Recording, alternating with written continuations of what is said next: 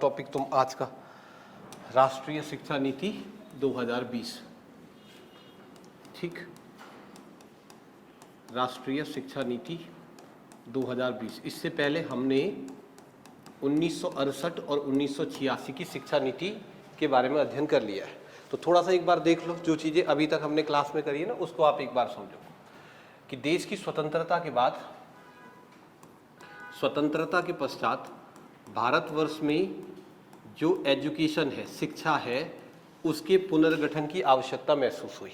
ठीक है, ये तो आपने लेक्चर लास्ट टाइम पढ़ा था ना कि स्वतंत्रता के पश्चात ब्रिटिश काल में भारतीय शिक्षा व्यवस्था के पुनर्गठन की आवश्यकता भारत में महसूस हुई। तो क्या हुआ कि आज़ादी के बाद जो हायर एजुकेशन है, जो विश्वविद्यालयी शिक्षा है, उसके पुनर्गठन के लिए 1948 में विश्वविद्यालय आयोग का गठन किया गया था। और विश्वविद्यालयी आयोग के अध्यक्ष कौन थे? सर्वपल्ली राधाकृष्णन, इसलिए इसको राधाकृष्णन आयोग के नाम से जाना किया। इस आयोग ने विश्वविद्यालयी शिक्षा में पुनर्गठन की सिफारिश करी। फिर इस आयोग के बाद 1952 में 1952 ईस्वी के अंदर मुदालियर आयोग का गठन किया गया। मुदालियर आयोग ने भारत में माध्यमिक शिक्षा के गुण दोषों का पता लगाया और सरकार को रिकमेंडेशन दी कि माध्यमिक शिक्षा में क्या कुछ परिवर्तन होना चाहिए। मुदालियर आयोग के बाद संपूर्ण भारतवर्ष की एजुकेशन सिस्टम में सुधार लाने के लिए 1964 में कोठारी आयोग का गठन किया गया था। कोठारी आयोग ने 1966 में सरकार को अपनी रिपोर्ट सबमिट करी, याद आ रहा है? 1966 में कोठारी आयोग ने अपनी रिपोर्ट सरकार को सबमिट करी और 1966 में जो कोठारी आयोग ने सरकार को अपनी रिपोर्ट सबमिट करी थी, इस रिपोर्ट के आधार पर पहली बार राष्ट्रीय शिक्षा नीति बनाई गई भारतवर्ष में साल 1968 में। पहली शिक्षा नीति स्वतंत्रता के बाद कब बनाई गई? 1968 में। अब इसके जो रिकमेंडेशन थे वो पिछले लेक्चर में हो गए।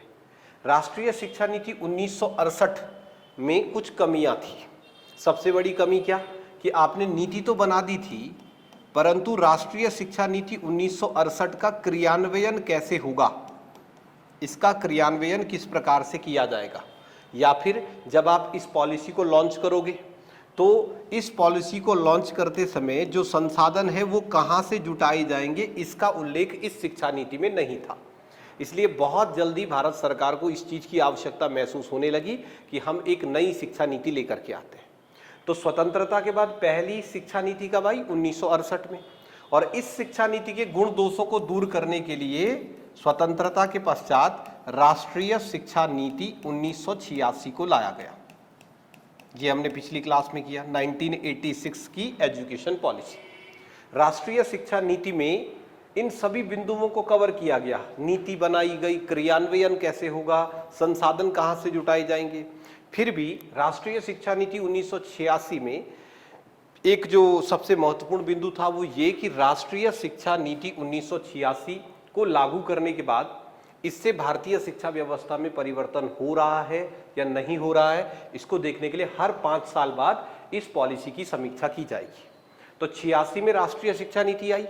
राष्ट्रीय शिक्षा नीति 1986 के 5 वर्ष के बाद 1992 में जब इसकी समीक्षा होनी थी, तब इसी शिक्षा नीति में संशोधन किया गया।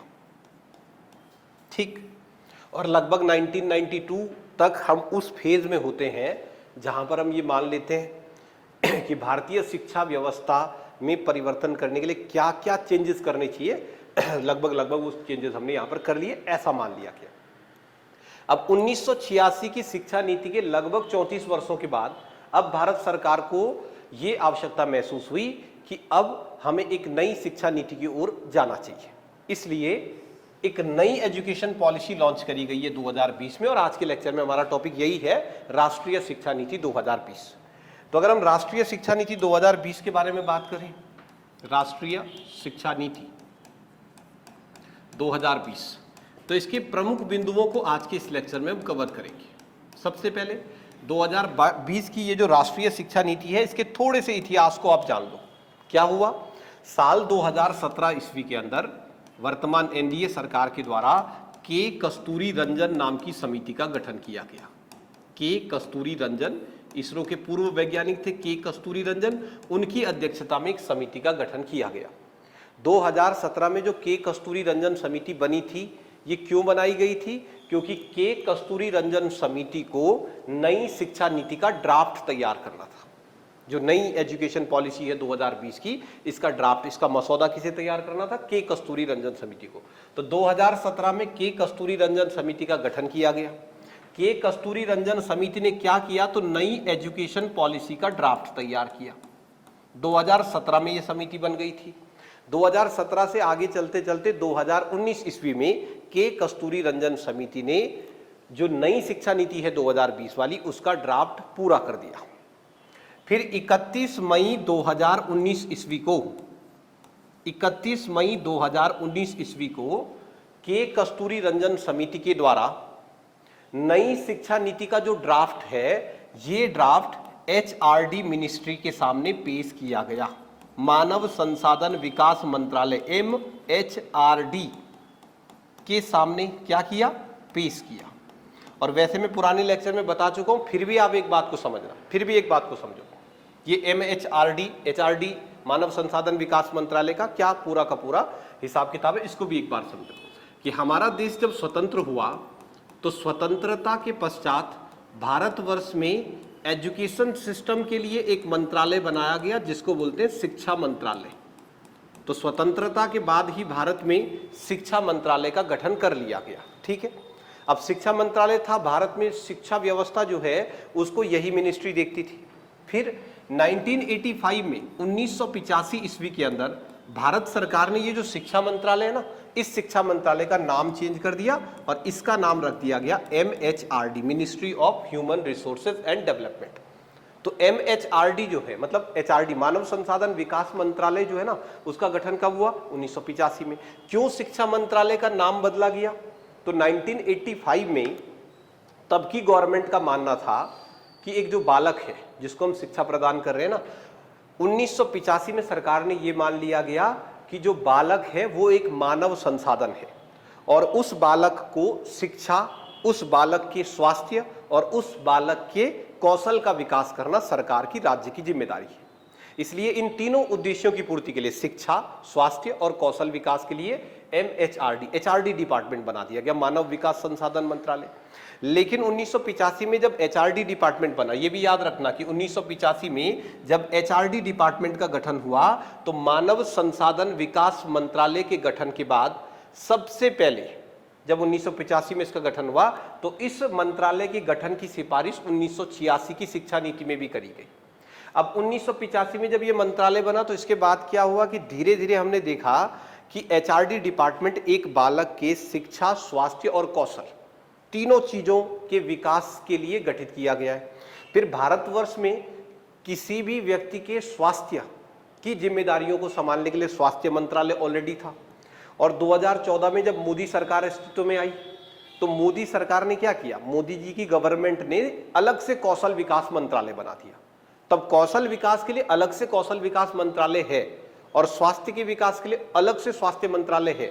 तो इसके बाद इस चीज पर अब फोकस किया गया कि ये जो HRD मंत्रालय है ना, इसका नाम फिर से बदल दो और इसका नाम वापस से बदल करके क्या कर दिया गया? शिक्षा मंत्रालय। यही जो हमारी जो राष्ट्रीय शिक्षा नीति 2020 है, इसी राष्ट्रीय शिक्षा नीति 2020 के तहत 29 जुलाई 2020 ईस्वी को जो मानव संसाधन विकास मंत्रालय है, HRD मिनिस्ट्री जो है, इसका नाम वापस से क्या कर दिया गया है? वापस से इसका नाम जो है वो शिक्षा मंत्रालय कर दिया गया। ठीक है, वापस से इसका नाम शिक्षा मंत्रालय कर दिया गया। तो अब देखो HRD का नाम शिक्षा मंत्रालय कब हुआ है? 29 जुलाई 2020 को।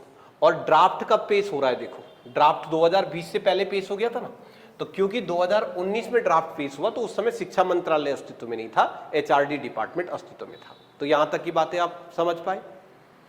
राष्ट्रीय शिक्षा नीति 2020 का ड्राफ्ट तैयार करने के लिए एक समिति बनाई गई थी। समिति का गठन 2017 में हुआ। समिति ने अपनी रिपोर्ट सौंपी 31 मई 2019 ईस्वी को।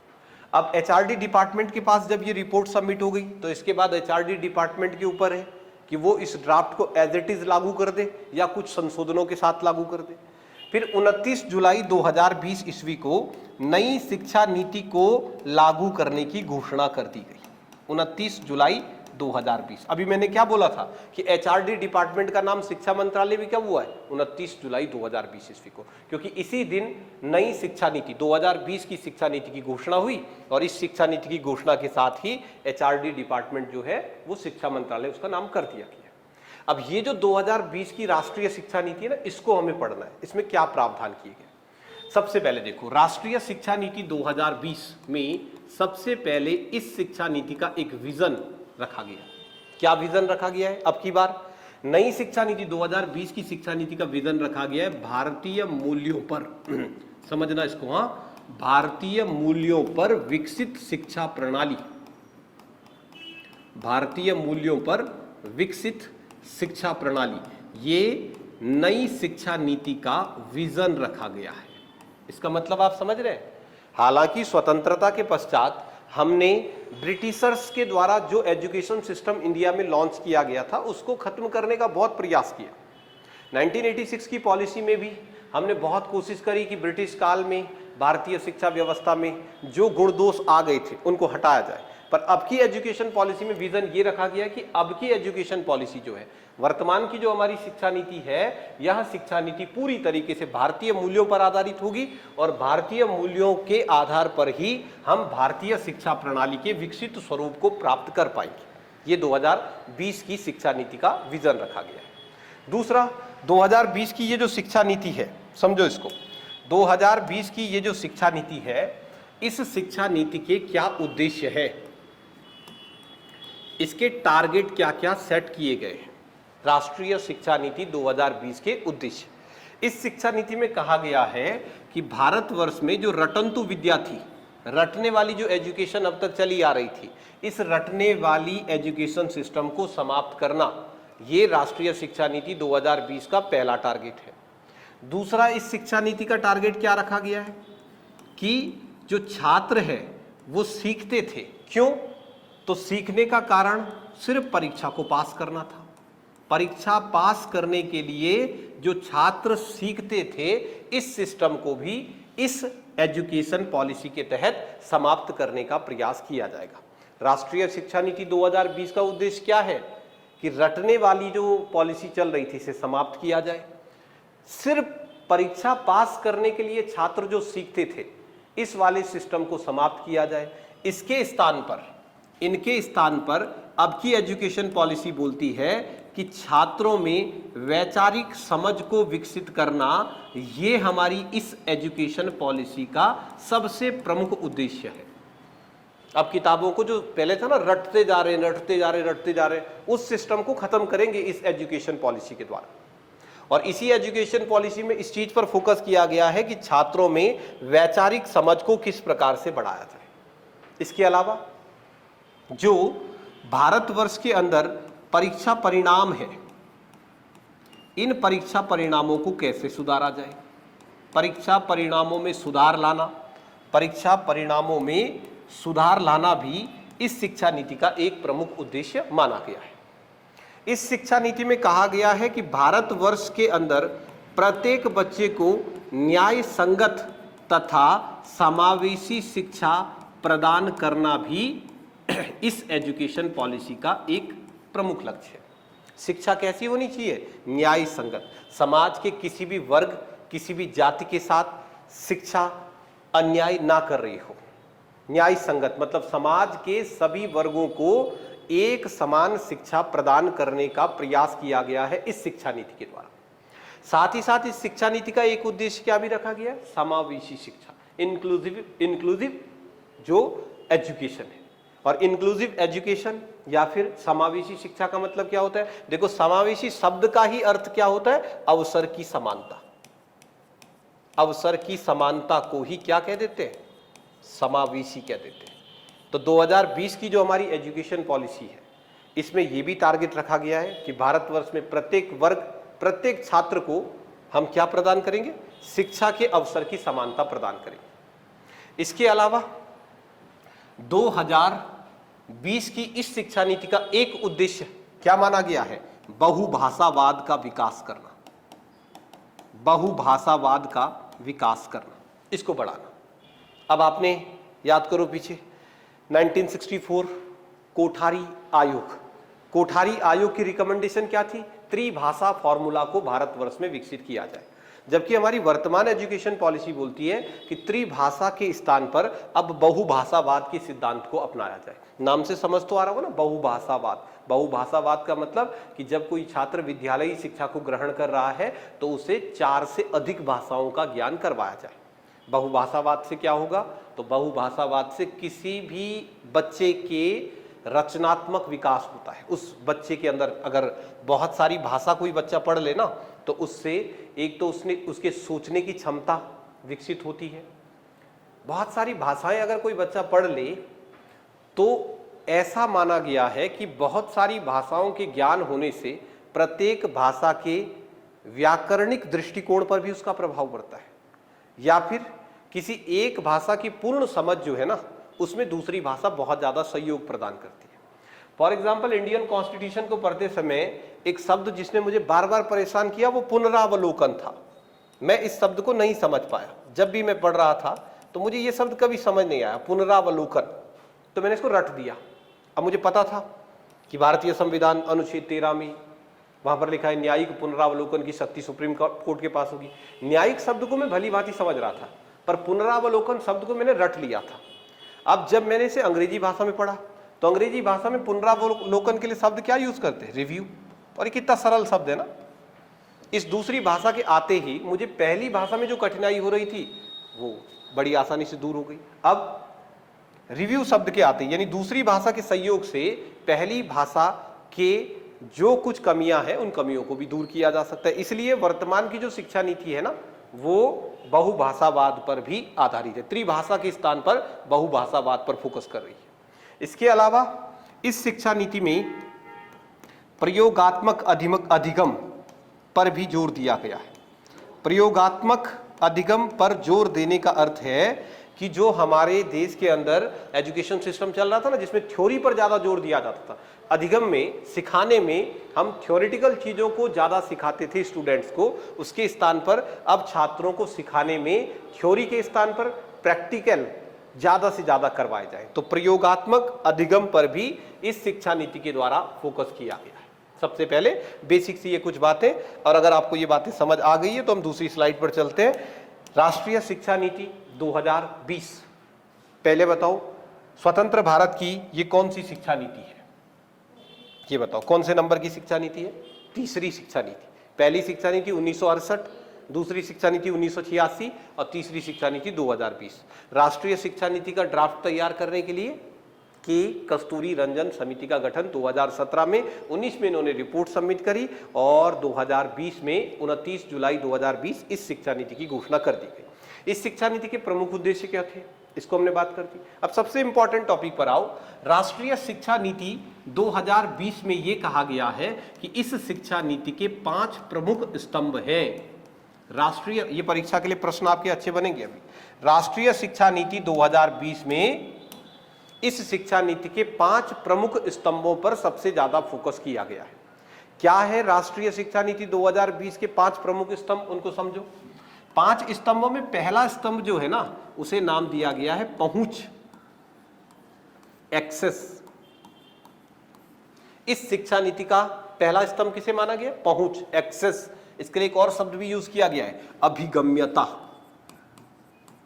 अभिगम्यता, शिक्षा की पहुंच भारतवर्ष के प्रत्येक छात्र तक हो, शिक्षा की पहुंच भारतवर्ष में प्रत्येक वर्ग तक हो। तो पहला स्तंभ किसे माना गया है? 2020 की शिक्षा नीति में कुल 5 स्तंभों पर फोकस किया गया है।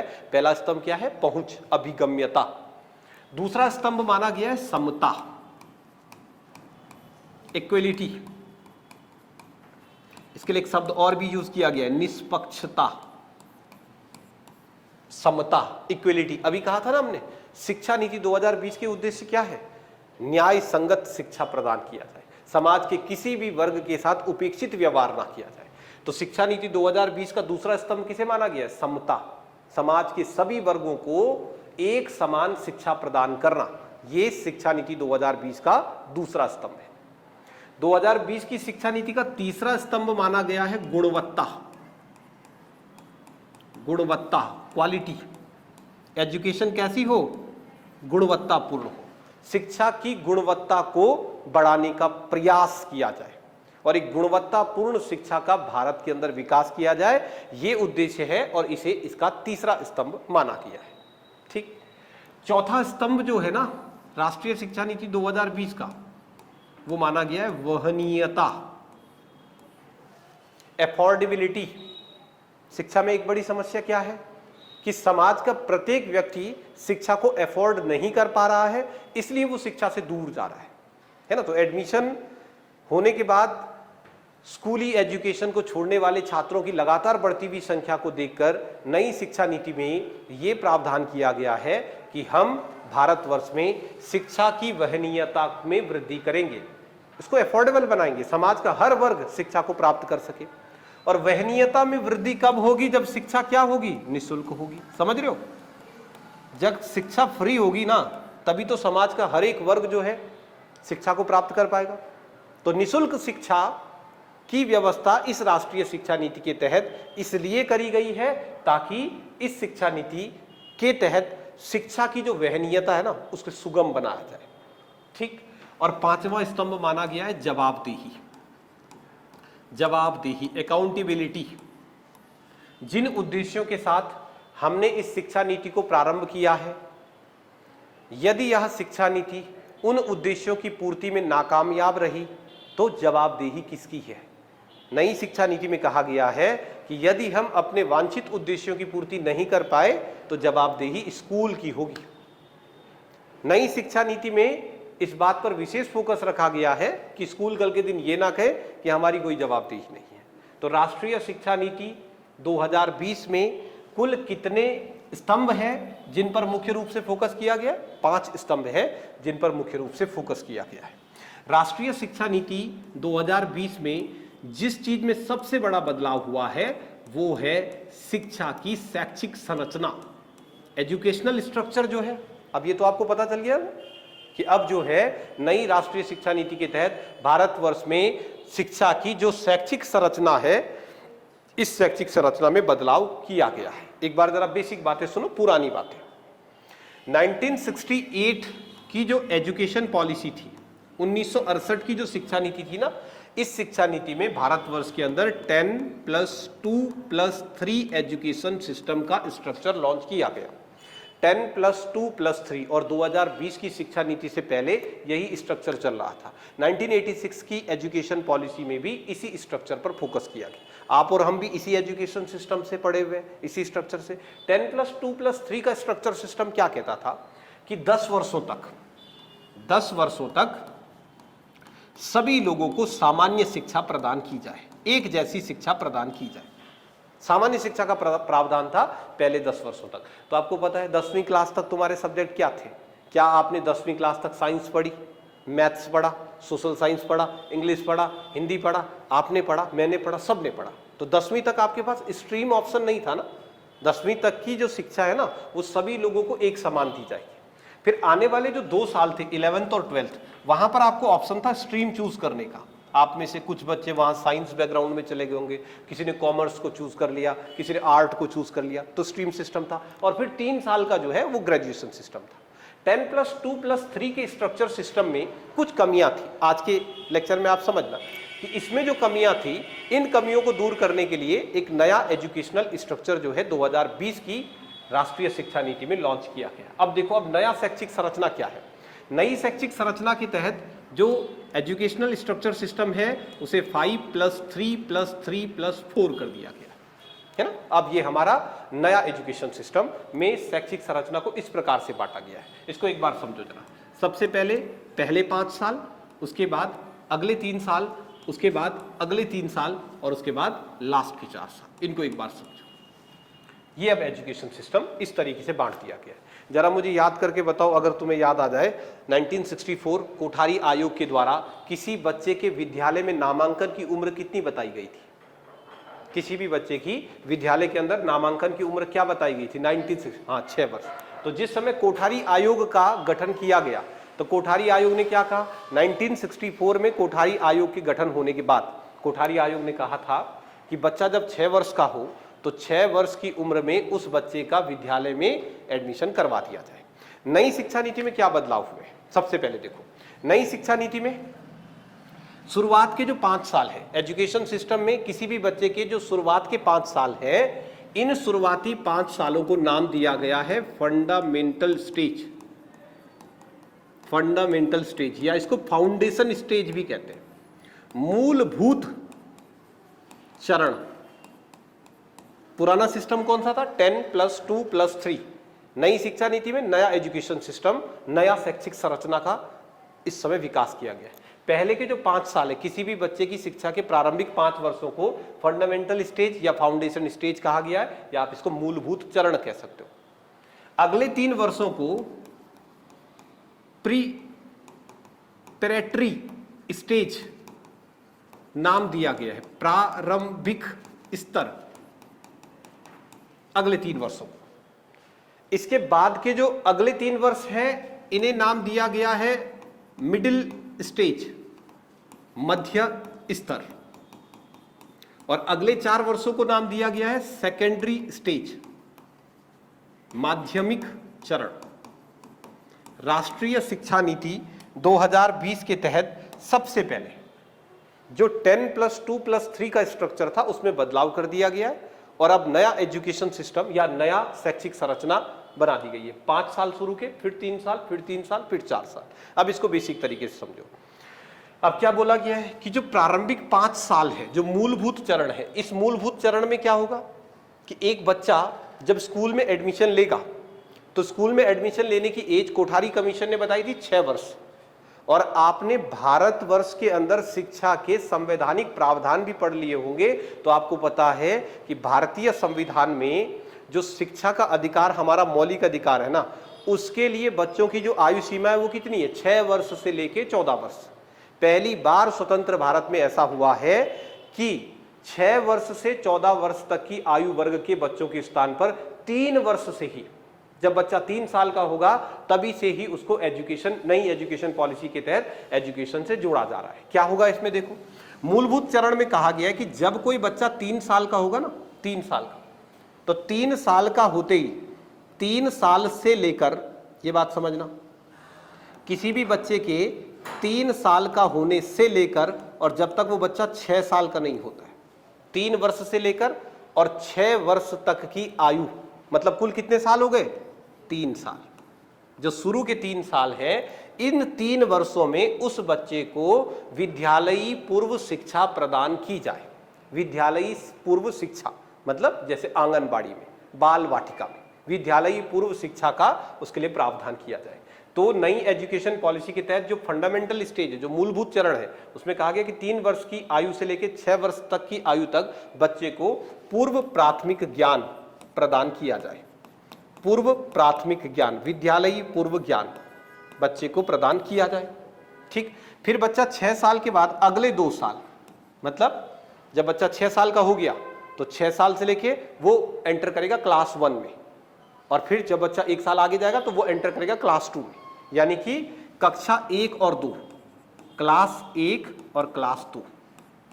अब सरल भाषा में इसको लिख दे, आप देखो, नई शिक्षा नीति 2020 की शिक्षा नीति के तहत शुरुआती 5 वर्षों को एक बालक का फंडामेंटल स्टेज माना गया है, मूलभूत चरण माना गया है, और इन मूलभूत चरणों के तहत उस बालक को शुरुआती 5 सालों में कौन सी शिक्षा ग्रहण करनी है?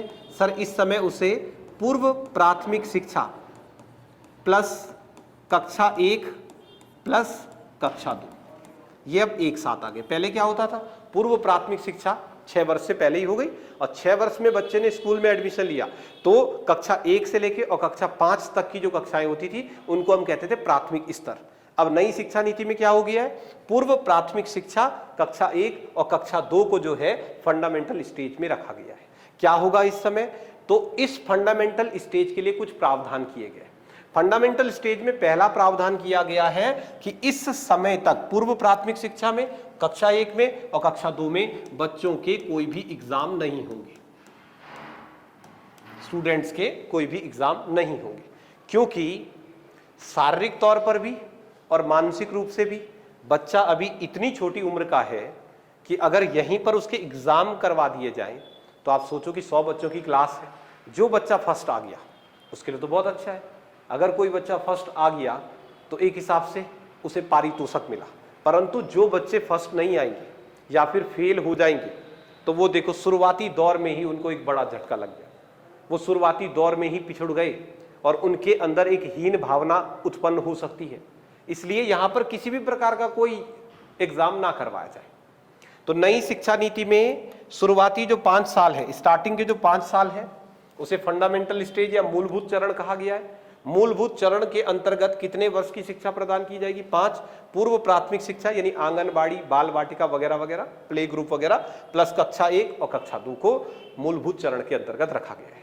अब याद रखना कि ये जो मूलभूत चरण की बात हमने करी है, फर्स्ट वाले स्टेज की जो हमने बात करी, यहां पर आपको ध्यान रखना है कि शुरुआती 5 सालों में ECCE सिद्धांत का अनुपालन किया जाए।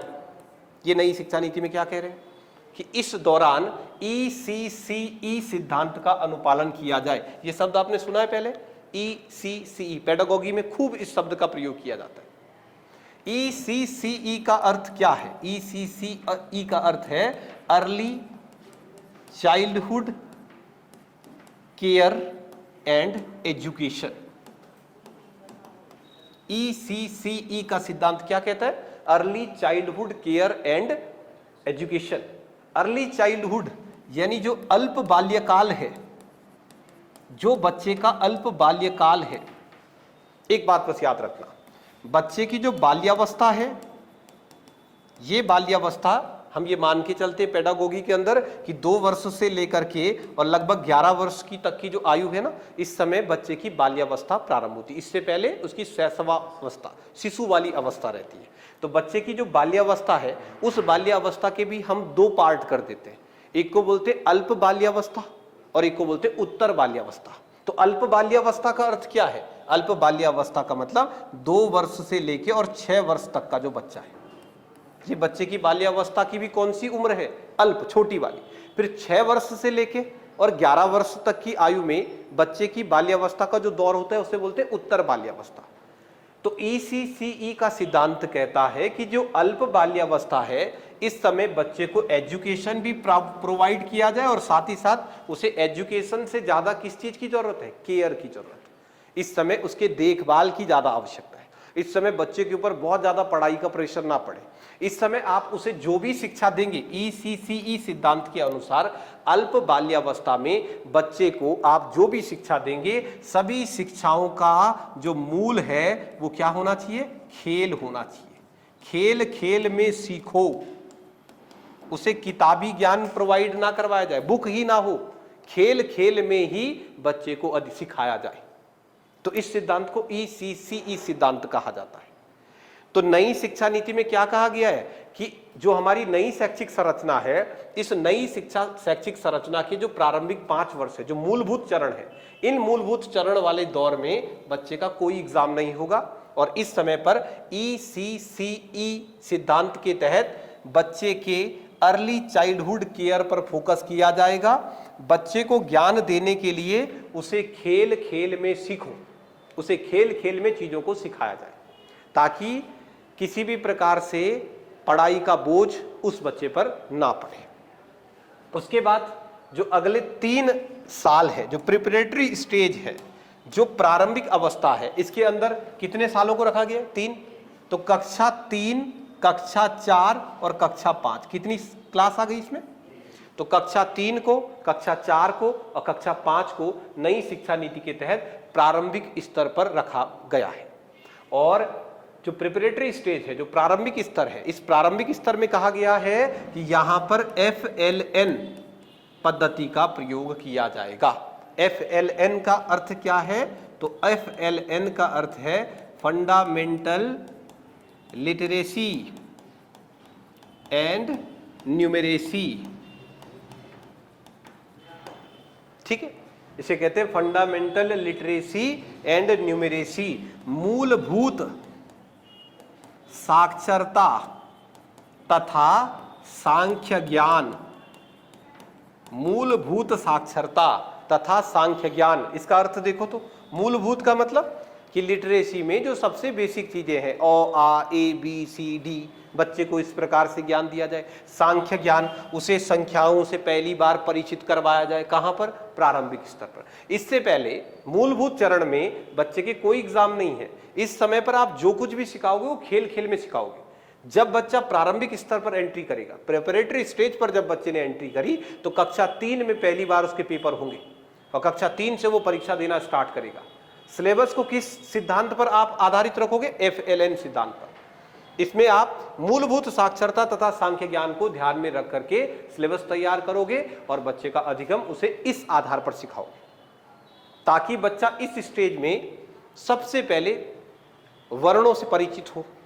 इस स्टेज में उस बच्चे को मूलभूत साक्षरता ABCD अ वर्ण सिखाए, वर्ण से वह शब्दों का निर्माण करे, शब्दों से वह वाक्य का निर्माण करे, और प्रिपरेटरी स्टेज के खत्म होते होते 5वीं कक्षा आते आते वह बच्चा जो है वाक्य संरचना के साथ साथ चैप्टर को पढ़ना भी पूरा कर ले।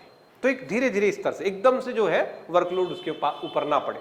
तो ये 2 सिद्धांत आपको परीक्षा के लिए थोड़ा सा याद रखने हैं कि नई शिक्षा नीति के तहत जो मूलभूत चरण है उसमें कौन से सिद्धांत को प्रयोग करने की सिफारिश करी गई है? ECCE सिद्धांत, यानी खेल खेल में सीखना। और प्रिपरेटरी स्टेज में इस बात पर फोकस किया गया कि FLN सिद्धांत के तहत उसे बेसिक जानकारियां प्रदान की जाए। नई शिक्षा नीति इस चीज पर भी जोर देती है कि प्रारंभिक स्तर पर बच्चा यदि गलतियां करता है तो उसे टोका ना जाए। इसके स्थान पर वो बच्चा जितनी बार गलती करेगा तो अपनी गलतियों से ही वह नई नई चीजों को सीखेगा। यानी कि प्रयोजनवादी जो विचारधारा है उस विचारधारा को शुरुआती दौर में प्रारंभिक स्तर में प्रयोग किया जाए। प्रयोग करके बच्चा स्वयं से सीखे, इस चीज पर फोकस दिया जाएगा। प्रारंभिक स्तर पर जो शिक्षा का स्वरूप होगा वह बाल केंद्रित होना चाहिए। बच्चे को ध्यान में रख करके आपको एजुकेशन प्रोवाइड करवानी पड़ेगी। अगले जो 3 वर्ष हैं, मतलब क्लास 6, 7th और 8th, ये जो 3 कक्षाएं हैं इनको मध्य स्तर में रखा गया है। यहाँ पर कहा गया है कि एजुकेशन के इस मिडिल स्टेज में आते आते, मध्य स्तर पर आते आते बच्चे को यहाँ पर सबसे पहले कंप्यूटर एजुकेशन प्रोवाइड करवाई जाए। यहाँ पर उसको कंप्यूटर की एजुकेशन प्रोवाइड करवाई जाए। और नई शिक्षा नीति में कहा गया है कि मध्य स्तर पर ही छात्र को व्यावसायिक ज्ञान देना भी प्रारंभ किया जाए। यहाँ पर ऐसे विषयों को समाहित किया जाए जो विषय कल के दिन उसके जीवन में काम भी आएंगे, जैसे शिल्पकला, कैसे निर्माण, इसके अलावा आम दैनिक जीवन के हर वो विषय जो या जिन विषयों का उसके जीवन में एज ए कैरियर ऑप्शन कुछ ना कुछ महत्व हो। तो मध्य स्तर पर व्यावसायिक ज्ञान यानी व्यावसायिक शिक्षा को ऐड किया जाए और साथ ही साथ कंप्यूटर एजुकेशन को भी ऐड किया जाए। सबसे बड़ा बदलाव नई शिक्षा नीति में सेकेंडरी स्टेज पर हुआ है। माध्यमिक स्तर पर क्या बदलाव हुआ है? देखो, माध्यमिक स्तर पर सबसे बड़ा बदलाव यह है कि अब नई शिक्षा नीति के तहत माध्यमिक स्तर पर स्ट्रीम सिस्टम कैंसिल हो गया है। पता होगा ना आपको, स्ट्रीम सिस्टम को खत्म कर दिया गया है। यानी बच्चा जब, ये देखो, ये 4 क्लास है, इसके अंदर 9th, 10th, 11th और 12th। इन 4 कक्षाओं में पहले क्या होता था? आप 11th क्लास में गए, अब कोई बच्चा अगर साइंस स्ट्रीम में चले गया तो उसको साइंस से रिलेटेड सब्जेक्ट ही लेने पड़ते, फिजिक्स, केमिस्ट्री, बायोलॉजी, ऐसे सब्जेक्ट लेने पड़ते। अब कोई बच्चा मान लो कॉमर्स में चले गया तो कॉमर्स के ही सब्जेक्ट उसको चूज करने पड़ते थे। ये स्ट्रीम सिस्टम खत्म हो गया। इसका मतलब क्या हुआ कि अगर आप कक्षा 11 में हैं और आप ये चाहते हैं कि मैं सब्जेक्ट लूँ एक मैथ्स के अलावा मैं एक सब्जेक्ट लूँ सोशल साइंस, इसके अलावा आपने सोचा कि मैं एक सब्जेक्ट ले लेता हूँ कुछ भी तीसरा इंग्लिश, तो आप जो विषय का चयन है ना वो अपने अनुसार कर सकते हैं। किसी भी प्रकार से स्ट्रीम सिस्टम, अब जो सेकेंडरी स्टेज है वहां से स्ट्रीम सिस्टम खत्म कर दिया गया है। और स्ट्रीम सिस्टम के खत्म होने के साथ ही MEME सिस्टम को भी लागू कर दिया गया है। MEME सिस्टम का मतलब मल्टीपल एंट्री मल्टीपल एग्जिट। अब मल्टीपल एंट्री मल्टीपल एग्जिट का मतलब ये है कि जैसे आपने कक्षा 11 में ले लिया गणित एक विषय, एक ले लिया आपने अंग्रेजी, एक आपने उसके साथ ले ली कला, तो आपने ये 3 विषय लिए। अब 11वीं कक्षा पढ़ते पढ़ते आपको साल के लास्ट में ये लगता है कि यार इन विषयों के साथ में बहुत ज्यादा सहज नहीं हूं, तो इस कक्षा को पूरा करने के बाद आप चाहे तो इन विषयों को छोड़ भी सकते हैं। मतलब वो एक बोझ नहीं है आपके ऊपर कि आपने 11वीं में साइंस को चूज कर लिया। तो दिक्कत थी ना 10+2+3 वाले सिस्टम में +2 में ये दिक्कत थी कभी कभी बच्चे ना शौक में ले लेते हैं, मतलब जल्दीबाजी के चक्कर में किसी बच्चे ने मान लो कि कोई सब्जेक्ट ले लिया, वो साइंस स्ट्रीम में चले गया, उसके दोस्त गए, वो भी घुस गया। अब साइंस स्ट्रीम में जाने के बाद 6 महीना 8 महीना बाद उसको पता चला ये तो बहुत कठिन विषय है, तो ऐसी स्थिति में वो उस स्ट्रीम को नहीं छोड़ पाता, फिर से स्टार्ट करे तो 1 साल बर्बाद होगा। इसलिए अब स्ट्रीम सिस्टम को कर दिया गया है बंद, और इसके स्थान पर MEME सिस्टम को लागू कर दिया गया है, मल्टीपल एंट्री मल्टीपल एग्जिट।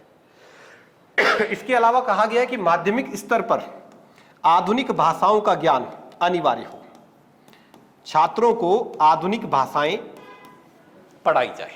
आधुनिक भाषाएं, स्पेशली आधुनिक भाषाओं में भी फोकस किया गया है, विदेशी भाषाओं पर, क्योंकि मैंने शुरू में ही कहा था नई शिक्षा नीति किस पर जोर देती है, बहुभाषावाद पर। ज्यादा से ज्यादा भाषाएं जो है वह विद्यालयी शिक्षा में ऐड की जाए।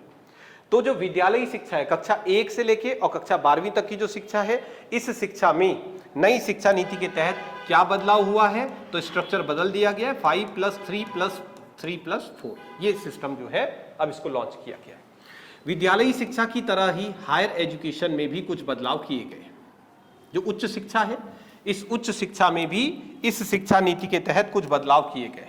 अब देखो इस नई शिक्षा नीति के तहत हायर एजुकेशन में, उच्च शिक्षा में क्या बदलाव हुए हैं।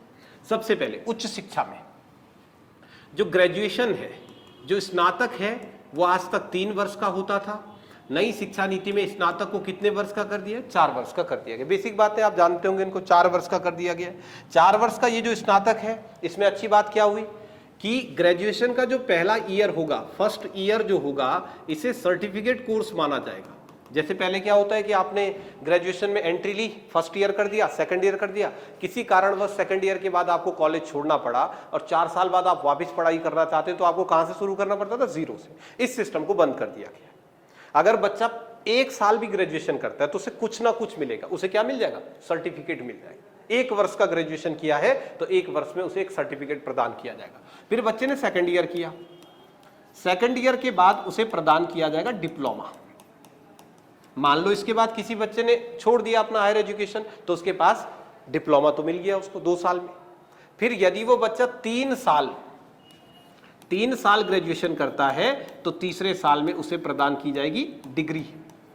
और ग्रेजुएशन का जो 4th ईयर है, इसमें बच्चे को रिसर्च करना पड़ेगा। नई एजुकेशन पॉलिसी जो है ना, वो रिसर्च पर बहुत ज्यादा जोर देती है। तो हमारा ग्रेजुएशन देखो फिर कितने साल का हो गया, 4 साल का। अब यहां पर एक बात समझो, ये 4th ईयर जो है वो उन स्टूडेंट्स के लिए है जो फर्दर एजुकेशन प्राप्त करना चाहते हैं। आगे अगर आप पढ़ना चाहते हैं ना, तब आप 4th ईयर में ग्रेजुएशन करो। यदि आपके ग्रेजुएशन करने का उद्देश्य सिर्फ सरकारी नौकरी को प्राप्त करना है, तो आप 3rd ईयर के बाद एलिजिबल होंगे। ऐसे ही, इसमें कोई बदलाव नहीं है। 3 साल का आपने ग्रेजुएशन किया और 3 साल का ग्रेजुएशन करने के बाद आप कोई भी फॉर्म भर सकते हो, तो डिग्री तो आपको मिल गई ना। अब आप चाह रहे हो कि मैं BA के बाद MA करूं आगे, तो जिन छात्रों को BA के बाद MA करना है, उन्हें अपना 4th ईयर में रिसर्च पूरा करना पड़ेगा। और इसका प्रभाव किस पर भी है कि जब आप मास्टर करोगे, ग्रेजुएशन कितने साल का है, 4 साल का। अभी कितने साल का कर दिया, 4 साल का। अब मास्टर जो है ना, वो अब 1 या 2 साल का। इसको समझो, 1 या 2 साल का मतलब कि अगर आपने ग्रेजुएशन करी है 3 साल की, तो आपका मास्टर होगा 2 साल का। अगर आपने ग्रेजुएशन करी है 4 साल के, तो आपका मास्टर होगा 1 साल का। तो इसमें तो कोई बड़ा बदलाव नहीं है, सेम ही है ना। वैसा ही तो है कि आपको BA प्लस MA में टोटल कितने साल लगते थे, 5 साल। अभी भी कितने लग रहे हैं, 5 साल। जिन छात्रों को मास्टर करना है वो ग्रेजुएशन में ही 4th ईयर में रिसर्च कर लेंगे और फिर उनका मास्टर 1 ही साल का होगा।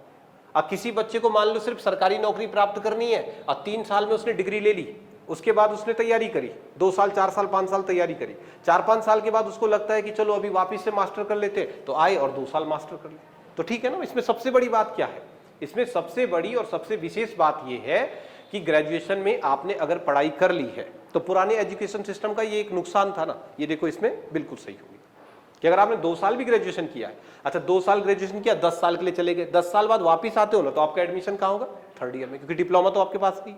तो आप ग्रेजुएशन करना चाह रहे हैं, डिग्री कोर्स करना चाह रहे हैं, यहां से भी स्ट्रीम सिस्टम कैंसिल हो गया है, तो ये अच्छी बात है। हायर एजुकेशन में भी स्ट्रीम सिस्टम को खत्म कर दिया गया है, तो वो BSc BA BCom वाली कहानी हो गई खत्म। कुछ स्पेसिफिकेशन को छोड़ के, जैसे टेक्निकल एजुकेशन है ना, BTech, तो वो टेक्निकल एजुकेशन अभी भी है। मेडिकल वाले जो कोर्सेज हैं वहां पर तो स्पेसिफिकेशन होगा, अन्यथा स्ट्रीम सिस्टम खत्म है। तो अब ना, अगर आपने ग्रेजुएशन कर लिया तो आप ग्रेजुएट कहलाएंगे।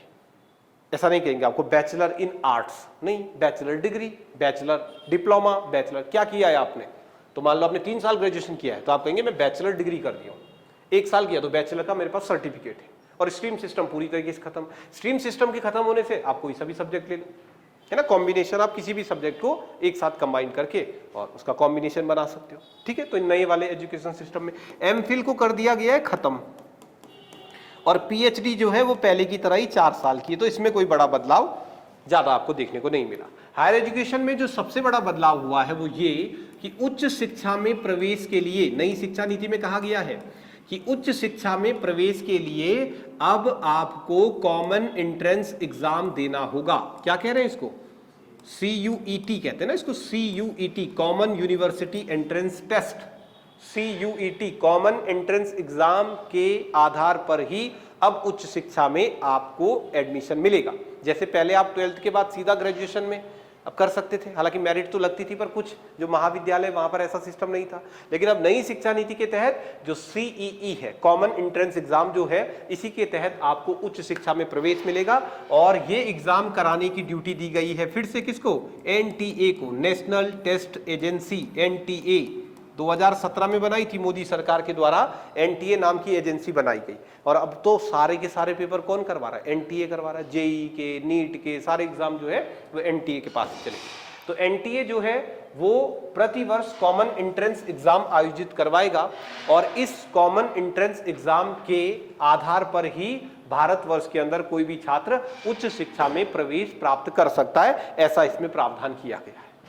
अब एक छोटा सा इश्यू है, हम उसे करेंगे आगे डिस्कस, लेकिन फिलहाल आप समझना कि भारतवर्ष में जितने भी विश्वविद्यालय हैं ना, उनको कंट्रोल कौन सी एजेंसी करती थी, UGC नाम सुना आपने, यूनिवर्सिटी ग्रांट कमीशन, विश्वविद्यालय अनुदान आयोग। तो ये भारतवर्ष में हायर एजुकेशन के मानक तय करने वाली एक एजेंसी थी UGC। पिछले कुछ सालों से अगर आपने ध्यान दिया होगा तो UGC के अस्तित्व पर प्रश्न चिन्ह उठने लगे थे। लोग कह रहे थे, देखो बीच में हमारे पास सुब्रमण्यम एक समिति बनी थी ना 2017-18 में, तो सुब्रमण्यम समिति ने कहा था कि UGC और AICTE को जिन उद्देश्यों के लिए गठित किया गया है वह अपने उद्देश्यों की पूर्ति में पूर्णतया विफल हैं। इसलिए भारतवर्ष में इस चीज के ऊपर भी मांग उठी कि जल्दी से इन दोनों संस्थाओं को बंद कर दिया जाए। और आपने देखा होगा 2017 में UGC को समाप्त करने के बाद हीरा नाम के संगठन की चर्चा चल रही थी कि UGC को खत्म कर दिया जाए और हीरा नाम के संगठन की स्थापना करी जाए। लेकिन नई शिक्षा नीति में UGC, आगे लेक्चर है हमारे पास, पूरा पढ़ेंगे इस लेक्चर को, पर आप समझना अब भारतवर्ष में नई शिक्षा नीति के तहत कहा गया है कि UGC को रिप्लेस किया जाए और इसके स्थान पर HEIC का गठन किया जाए। ये एक लेक्चर है, HEIC बहुत चर्चाओं में रहा। हायर एजुकेशन के लिए भारतवर्ष के अंदर उच्च शिक्षा के लिए पहली बार एक आयोग के गठन की बात इस नई शिक्षा नीति में करी गई है। बोला गया हीरा वाला कॉन्सेप्ट छोड़ो और इसके स्थान पर कहा गया कि HEIC का गठन किया जाए। इसके बारे में हम आगे के लेक्चर में पूरा पढ़ेंगे। इसके अलावा कहा गया भारतवर्ष के अंदर जो है जो रिसर्च काम है, तो रिसर्च कामों के लिए नेशनल रिसर्च फाउंडेशन का भी गठन किया जाए। तो मुख्यतया ये NRF और HEIC इन दोनों के गठन पर नई शिक्षा नीति में खूब जोर दिया गया है, पर इस पर अभी हम बहुत डिस्कस नहीं करते हैं क्योंकि हमें एक लेक्चर बीच में करना है जहां हम UGC, AICTE, NCTE इनके बारे में थोड़ा जान ले, तब इसके बारे में बात करेंगे। पर आप थोड़ा सा ऐसा याद रखना अपने दिमाग में कि नई शिक्षा नीति में HEIC तथा NRF के गठन की मांग करी गई, ये सिफारिश करी गई कि इन संस्थाओं का गठन किया जाए। अब सुनो, ये जो नई शिक्षा नीति है, इस नई शिक्षा नीति के कुछ प्रमुख पॉइंट को सुनो जो सबसे इंपॉर्टेंट पॉइंट है। नई शिक्षा नीति में पहला प्रावधान ये किया गया है कि जो शिक्षा है ये, क्योंकि समवर्ती सूची का विषय है, पता है आपको, और शिक्षा को समवर्ती सूची का विषय कब बनाया, 42वें संविधान संशोधन में 1976 में। 1976 से पहले शिक्षा क्या था, राज्य सूची का विषय था, तो यानी कि राज्य ही शिक्षा के संदर्भ में कानून का निर्माण करता। अब 1976 के बाद क्योंकि शिक्षा समवर्ती सूची का विषय है, इसलिए नई शिक्षा नीति में कहा गया है कि राज्य हो या केंद्र, क्योंकि समवर्ती सूची का विषय है तो कानून का निर्माण कौन कर सकता है, दोनों। तो कहा गया कि राज्य और केंद्र दोनों अपनी GDP का 6% शिक्षा पर खर्च करे, अपनी जीडीपी का 6% शिक्षा पर खर्च करे। वर्तमान की स्थिति क्या है? तो वर्तमान में सिर्फ 4.43% जीडीपी का ही शिक्षा पर खर्च किया जा रहा है। तो नई शिक्षा नीति में इस बात की रिकमेंडेशन की गई कि क्योंकि शिक्षा तो समवर्ती सूची का विषय है, तो राज्य सरकार भी और केंद्र सरकार भी अपनी जीडीपी का 6% जो है वो शिक्षा पर खर्च करे। इस शिक्षा नीति में एक टारगेट बनाया गया, यहां से भी प्रश्न बनने के चांस ठीक ठाक हो सकते हैं आपके पास। देखो यहाँ क्या टारगेट बनाया गया, इसके टारगेट को एक बार जरा समझना। टारगेट क्या बनाया गया?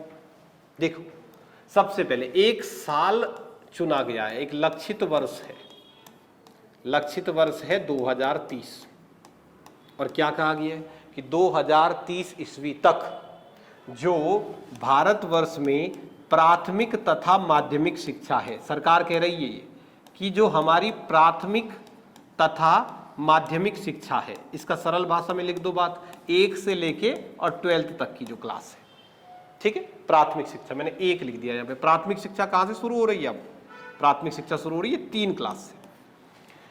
तो नई शिक्षा नीति में एक टारगेट बनाया गया। क्या है टारगेट?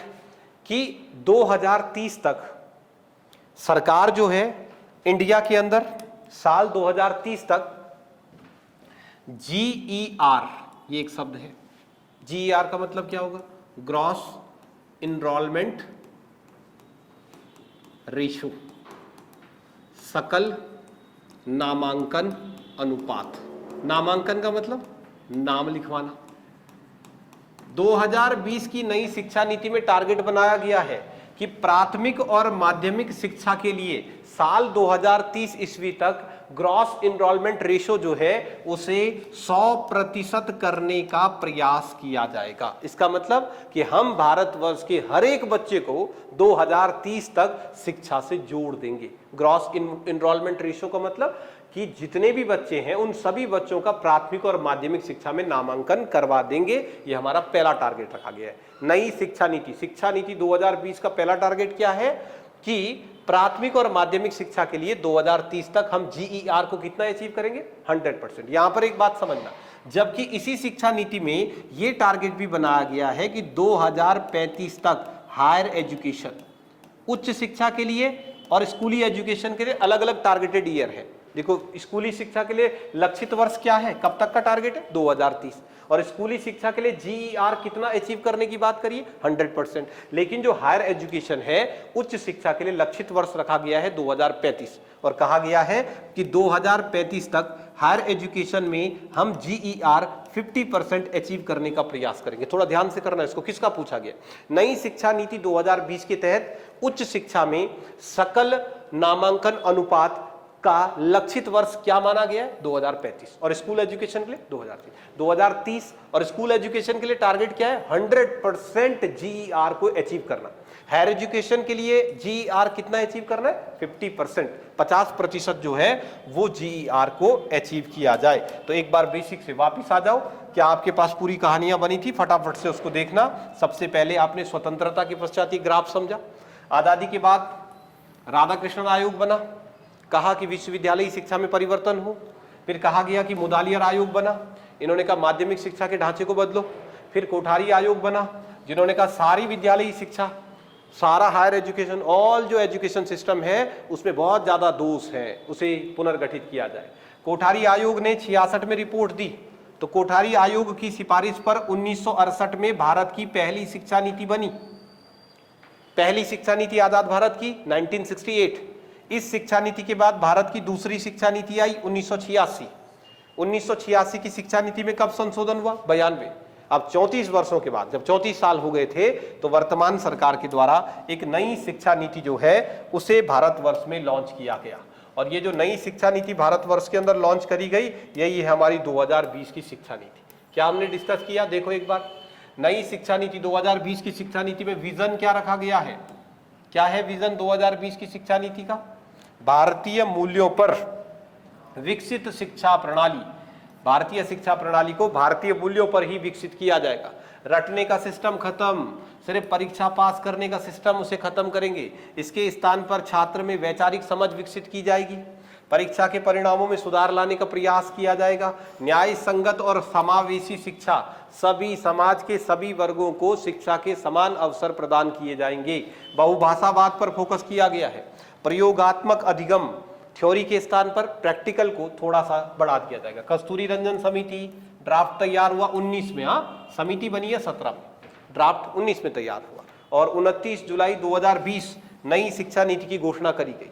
फिर आपके पास इंपॉर्टेंट बात है कि नई शिक्षा नीति के कितने स्तंभ हैं? 5। पहुंच, सब तक शिक्षा पहुंचे, एक समान हो शिक्षा निष्पक्षता के साथ, गुणवत्ता क्वालिटी बढ़ाई जाए, वहनीयता एफोर्डेबिलिटी, सब लोग अफोर्ड कर सकें, इसलिए शिक्षा को ज्यादा से ज्यादा निःशुल्क करने की कोशिश की जाएगी या कम उसकी फीस रखने की कोशिश की जाएगी। जवाबदेही स्कूल की होगी, अकाउंटेबिलिटी यदि शिक्षा के उद्देश्यों को प्राप्त नहीं किया जाता है तो ऐसी स्थिति में।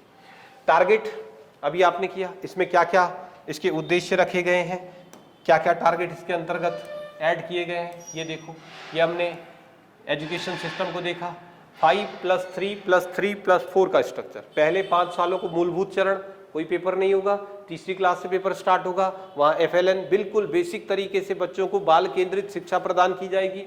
मध्य स्तर आते आते कंप्यूटर एजुकेशन, व्यावसायिक शिक्षा को ऐड किया जाएगा। माध्यमिक स्तर पर विदेशी भाषाओं का भी ज्ञान किया जाएगा। ग्रेजुएशन का सिस्टम भी आपने पढ़ा।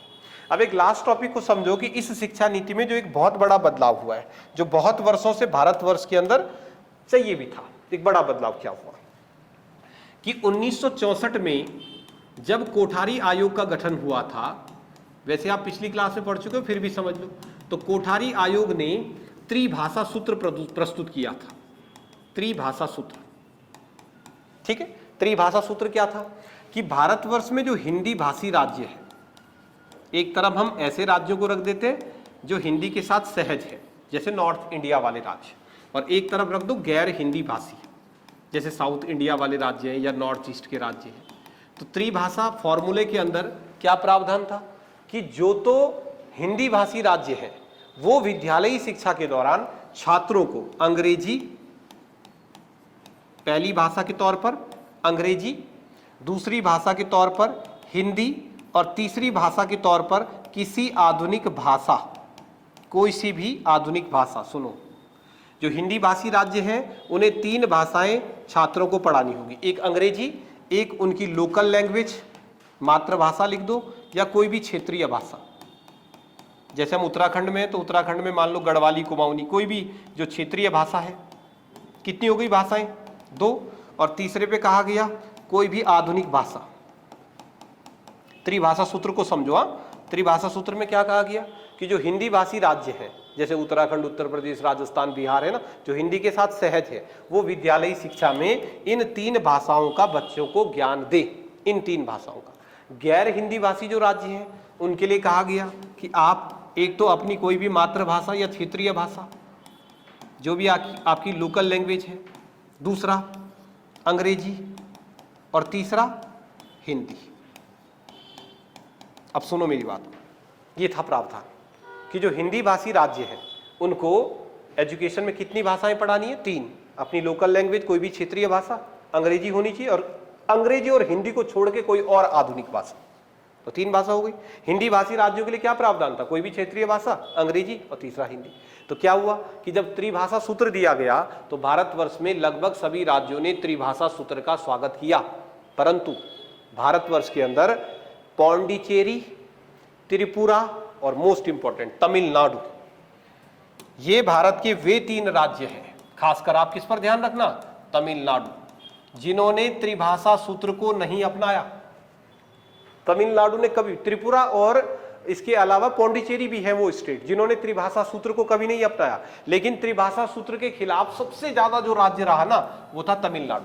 तमिलनाडु ने अपने राज्य के अंदर एजुकेशन सिस्टम में यही दोनों को रखा, और भारतवर्ष में 1968 से 1968 से त्रिभाषा विवाद शुरू हुआ।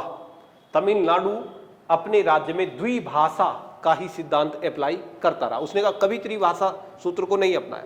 अब यहां पर क्या बात हुई? दक्षिण भारतीय राज्यों का, खासकर तमिलनाडु का कहना था कि आप जबरदस्ती हिंदी हम पर थोप रहे हो, हम हिंदी के साथ सहज नहीं है और आप जबरदस्ती हिंदी हमारे ऊपर थोप रहे हो। ये कौन सी बात हुई? तो त्रिभाषा सूत्र पर चलने वाले विवाद को भी समाप्त किया है इसी एजुकेशन पॉलिसी ने। कैसे? तो नई शिक्षा नीति 2020 के तहत गैर हिंदी भाषी राज्यों के लिए अब तीसरी भाषा के तौर पर हिंदी को पढ़ाना अनिवार्य नहीं है। तो गैर हिंदी भाषी राज्यों में इसके स्थान पर वो किसी भी भाषा को पढ़ा सकते हैं। तो वर्षों से जो चला आ रहा था ना त्रिभाषा सूत्र का विवाद, उसको भी 2020 की एजुकेशन पॉलिसी ने समाप्त किया। तो इतने पॉइंट आप इसके अंदर कर लो, ये पॉइंट अगर कर लोगे तो फिर बाकी जो है अगली क्लास में हम करते हैं।